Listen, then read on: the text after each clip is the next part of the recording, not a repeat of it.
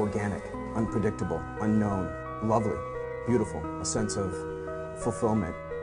This is part of the pleasures of life and not the chores of life.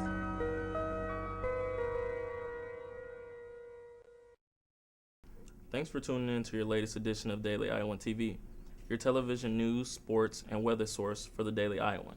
I'm Darius Bowie, broadcasting from the Daily Iowan newsroom.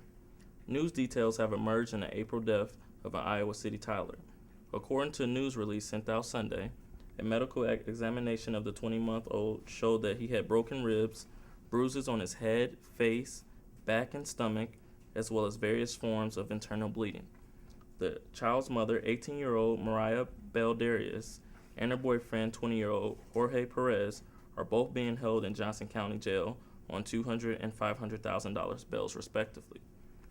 University of Iowa Foundation fundraising tactics for the university and this hospital are being questioned because specific patient details are shared with fundraiser sources told the Des Moines Register that the foundation appears to try to take advantage of the relationship between patients and doctors by sending letters to patients signed by doctors in an attempt to persuade patients to donate. This information sharing is legal under federal patients' privacy laws, and the practice is also relatively widespread, particularly among teachers' hospitals such as the UIAC. 150 years later, the historic Plum Grove property is still here, and Daily Iowa TV, Muriel Kone has more on how the piece of history is felt even today.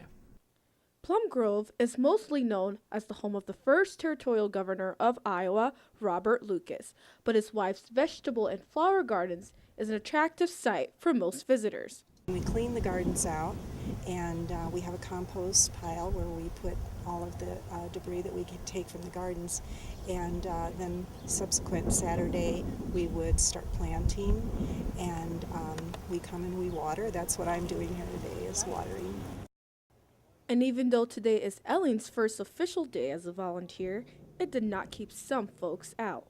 It was a beautiful day, and there were a lot of visitors to the park, so that was interesting for me to be giving my first tour to a lot of people. They also got a taste of what plants grew on the property when Governor Lucas lived with his family, and the organic plants isn't the only interest that drew in one volunteer. I'm very interested in Plum Grove for many reasons, both as a neighbor and a master gardener. Plum Grove has also brought in a variety of people seeking out its history. The Department of Anthropology at the University of Iowa has also carried on excavations here at the Plum Grove property. They found cattle-like bones and jaws like these behind me.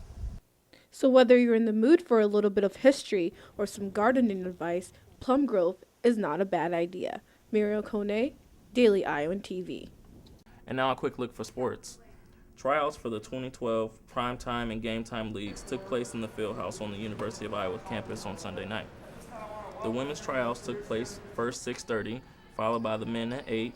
League Commissioner Randy Larson hopes that each team will consist of 2 current Hawkeyes, 2 former Hawkeyes, as well as 1 incoming Hawkeye. Current and incoming players expected to participate including Josh Oglesby, Aaron White, and possibly Matt Gaydens, as well as Matt Gessel, Adam Woodbury, and newly acquired Iowa commit Jared Utah. Both leagues will see a few slight changes this year, such as both the men's and women's leagues, consisting of just 4 teams each, as well as slightly shorter seasons. The Primetime League Draft will take place at 6:30 this Wednesday, while the Game Time League Draft takes place at the same time Thursday night. Check out Daily Iowan's TV and the Daily Iowan for full draft coverage.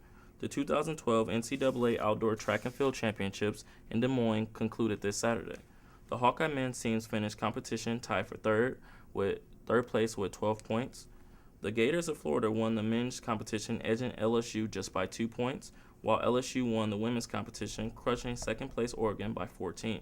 You can check out a full recap of Iowa's qualifiers in Monday's print edition of the Daily Iowa. And before we leave, let's take a quick look at the local weather forecast. Make sure and bring an umbrella on your way out Monday morning, as there's a 50% chance of showers and thunderstorms before 1 p.m. We should see a high of 86 during the day. Then in the evening, it will be clear off and we'll see a low of 61 degrees. Expect sunny skies this week with highs in the upper 70s and onto the 80s as we make our way to the weekend with a chance of precipitation Saturday and Sunday. And only with the Daily Iowan can you get a sneak peek of Thursday's print edition of the Daily Iowan.